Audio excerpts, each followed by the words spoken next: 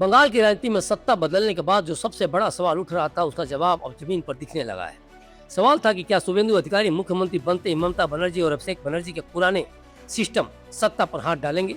और अब जो तस्वीरें कोलकाता से सामने आई हैं, उन्होंने साफ कर दिया है कि बंगाल में एक्शन की रफ्तार बहुत तेज होने वाली है। सिर्फ 15 दिन में इस सीएम शुभेंदु ने अभिषेक बनर्जी की हनक पर ऐसी चोट कर दी है जिसकी कल्पना टीएमसी के बड़े बड़े नेता भी नहीं कर पा रहे थे।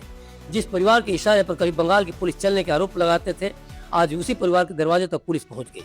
जिस घर के सामने खड़ा होना भी कभी राजनीतिक ताकत की परीक्षा माना जाता था, उसी घर के अंदर तलाशी की चर्चा हो रही है। कहा जा रहा है कि कोलकाता में अभिषेक बनर्जी से जुड़े ठिकाने पर पुलिस की टीम पहुंची। घर के अंदर पुलिस गई, बाहर भारी सुरक्षा तैनात रही और कुछ घंटों तक छानबीन चली। दावा है कि कार्रवाई के दौरान करीब 20 सीसीटीवी कैमरों की हार्ड ड्राइव जब्त की गई। अब सवाल ये है, इन कैमरों में ऐसा क्या रिकॉर्ड था जिसे एजेंसियां खंगालना चाहती हैं? क्या इन हार्ड ड्राइव में आने जाने वालों का राज छुपा है? क्या इसमें उन मुलाकातों की परत खुल सकती है जिनसे बंगाल की सत्ता का पुराना नेटवर्क समझ में आए? इसी कार्रवाई के साथ अभिषेक बनर्जी की संपत्तियों को लेकर भी चर्चा तेज हो गई है। दावा किया जा रहा है कि उनके नाम या उनसे जुड़े लोगों के नाम पर कई संपत्तियां जांच के घेरे में हैं। कुछ रिपोर्ट में 24 संपत्तियों की बात कही जा रही है, जिनमें से कई पर नगर निगम या प्रशासनिक स्तर पर सवाल उठ रहे हैं। यह भी दावा किया गया है कि कुछ मकानों के नक्शे और निर्माण की वैधता को लेकर नोटिस जारी किए गए हैं। जिस आलिशान कोठी को भी कभी टीएमसी के सत्ता केंद्र की तरह देखा जाता था, वही अब जांच का केंद्र बनती दिख रही है। कहा जा रहा है कि कोलकाता के जिस मकान को कभी राजनीतिक गलियारों में बेहद प्रभावशाली ठिकाना माना जाता था, वहां अब दस्तावेजों से लेकर सीसीटीवी तक जांच के दायरे में आ गए हैं। यानी बंगाल में सत्ता बदलने के बाद से कुर्सी नहीं बदली, सत्ता का पुराने दरवाजों पर दस्तक देने का अंदाज भी बदल गया है। टाइमलाइन देखिए, 4 मई को नतीजे आए, 9 मई को नई सरकार ने शपथ ली।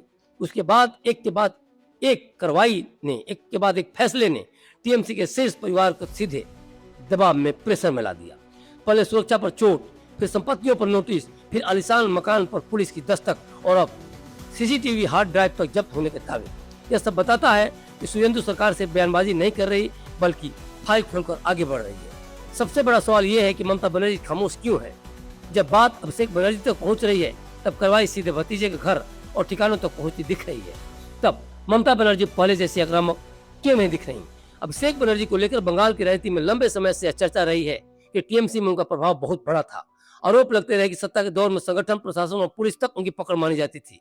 कहा जाता था कि बंगाल में कई फैसलों की असली डोर उनके हाथ में रहती थी। लेकिन सत्ता का पहिया जब पलटता है, तो वही ताकत सबसे पहले जांच की मेज पर रखी जाती है।